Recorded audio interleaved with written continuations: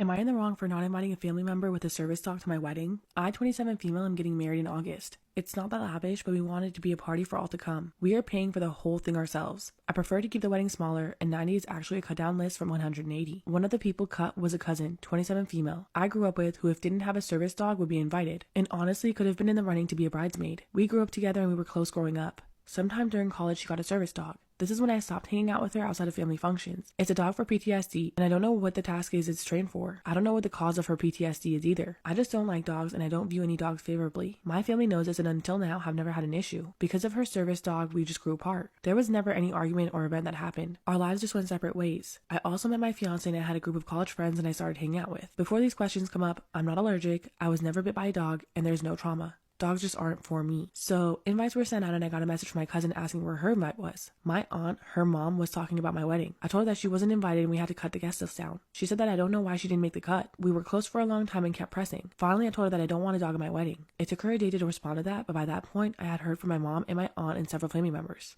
I held firm. I'm paying for the whole thing. I'm controlling that day and who's there. I finally compromised and texted my cousin saying that she could come but her dog wasn't invited. That set off a shitstorm for her that came down on me. I answered a call from her and all I heard was yelling on the other end. I hung up. This was followed by many text messages calling me an a-hole, I'm ableist, etc. This drama has been going on for over a week now and it's a few months until the wedding. There's a fraction of family that have said that they are declining now. They're using my mom to pressure me or pressuring her into not coming. My mom is supporting me because it's my wedding and I'm paying for it.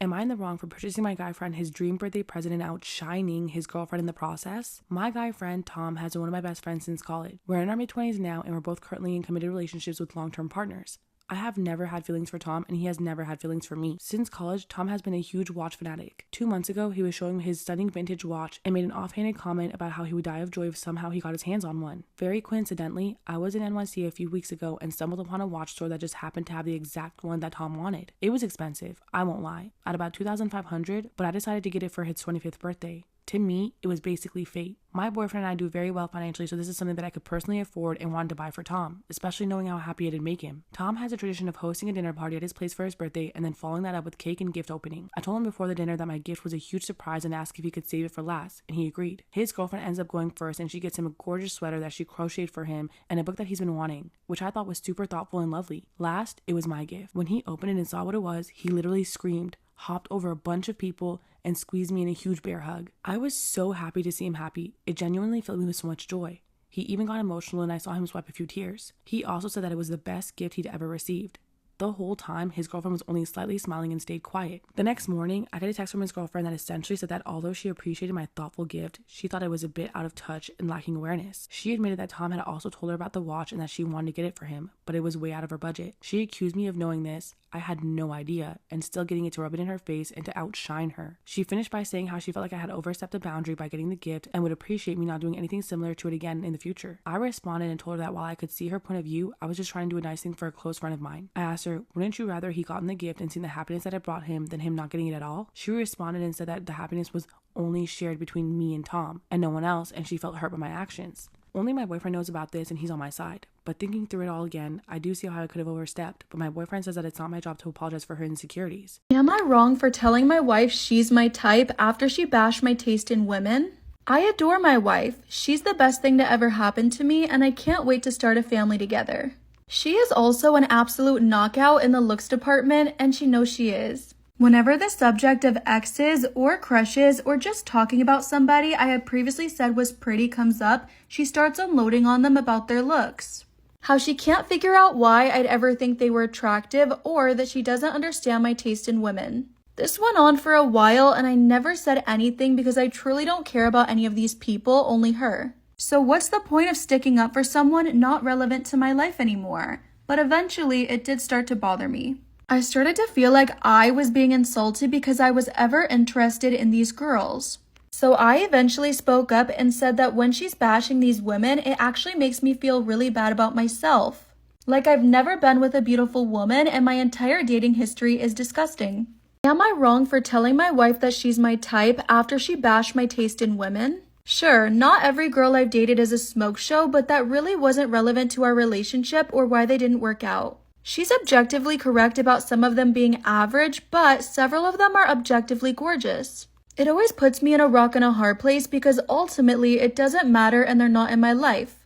But there is a part of me and my ego that wants to resist because it feels so belittling towards me. We talked it out and she said she'd stop, but it never really stopped. I just avoided the subject or agreed with whatever she said when it came up until today. We were reminiscing about the first night we met. She had come to a bar with another guy who I thought she was dating. One of our first conversations was about mutual friends, and I asked if she knew a brown-haired girl that worked at her company that was cute. We couldn't remember who, so we found her on Facebook, and she goes right into the bashing routine. So I said, "You're my type, so I guess you're grouped in with the rest of them," and she flipped out. Am I wrong for not wanting to play a game my girlfriend created? My 27 girlfriend, 24, has been working on a visual novel game as a side project for almost 2 years and recently finished it. She wanted me to play it, but I initially declined because I'm not into visual novels or reading long stories. But after she begged, I gave it a try and played for a good 15 minutes. Now I can tell she put a lot of effort in the writing and the art. It was a good start, but I just got tired of reading and stopped.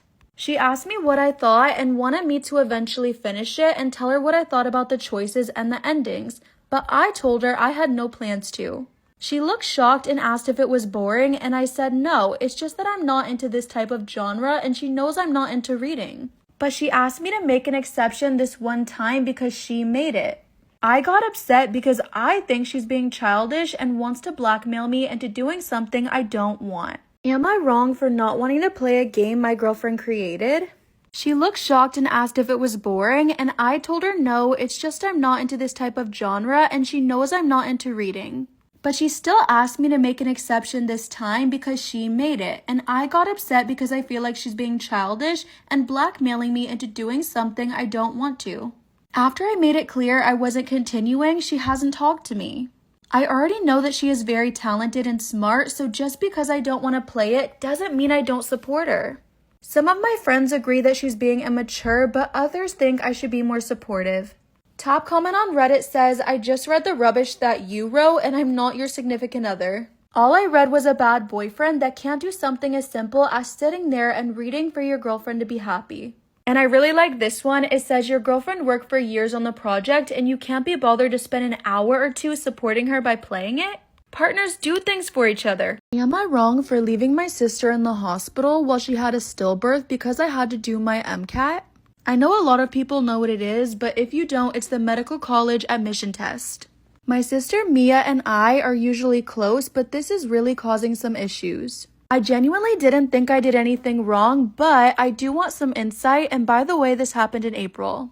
Also, if you're curious, I'm 22 and she's 28.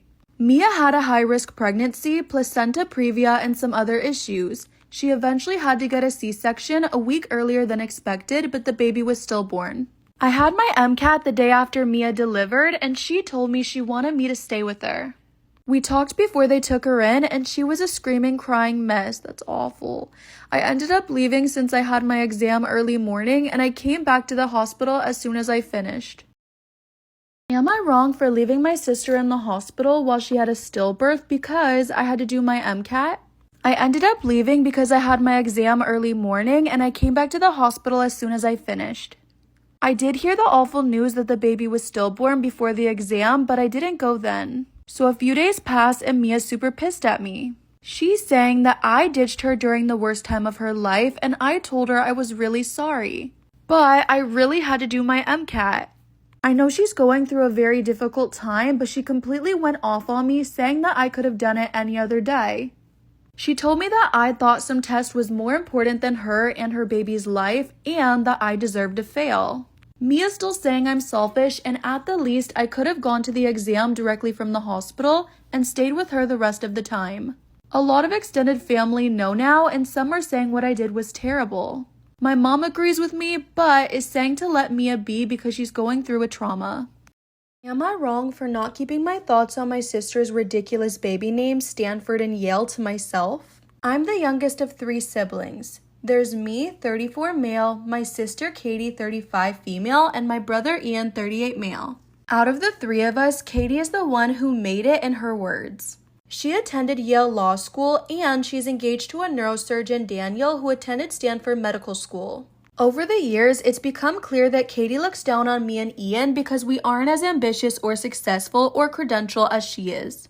Katie has expressed her astonishment that the family business is profitable even though someone who got C's in high school and never went to college, me, has been running the day-to-day operations for 10 years. She even once told Ian to his face that he wasted his potential by dropping out of college to help mom run the family business after dad passed away. Well, Katie and Daniel recently posted that Katie is pregnant with twin boys and their names would be Stanford and Yale.